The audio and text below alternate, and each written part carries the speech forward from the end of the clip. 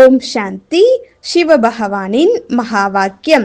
பிராமண வாழ்க்கை என்றாலே அனைத்து அழிவற்ற, மறையாத, துண்டிக்கப்படாத, அசையாத சர்வ பிராப்தி சுரூப வாழ்க்கை. பிராமண வாழ்க்கை இந்த கல்ப மரத்தின் அஸ்திவாரம் வேறாகும்.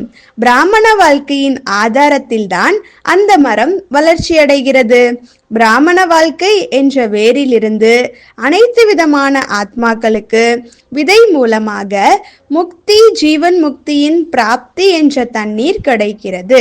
பிராமண வாழ்க்கையின் ஆதாரத்தினால் இந்த கிளைகள் வளர்ச்சி அடைகின்றன. எனவே பிராமண ஆத்மாக்கள் அனைத்து விதவிதமான வம்சாவளியினரின் முன்னோர்கள் ஆவார்கள்.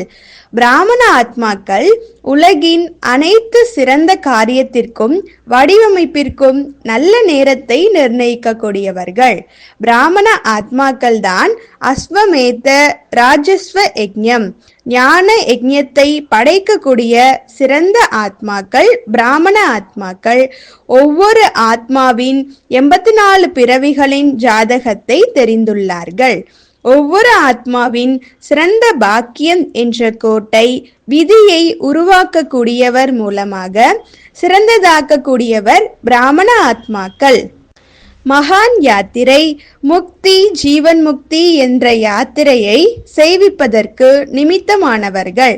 பிராமண ஆத்மாக்கள் அனைத்து ஆத்மாக்களுக்கும் கூட்டாக நிச்சயதார்த்தத்தை பாபாவுடன் செய்விப்பார்கள்.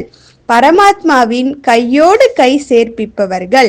பிராமண ஆத்மாக்கள் பிறவி பிறவிகளுக்காக சதா தூய்மை என்ற பிணைப்பில் கட்டக்கூடியவர்கள்.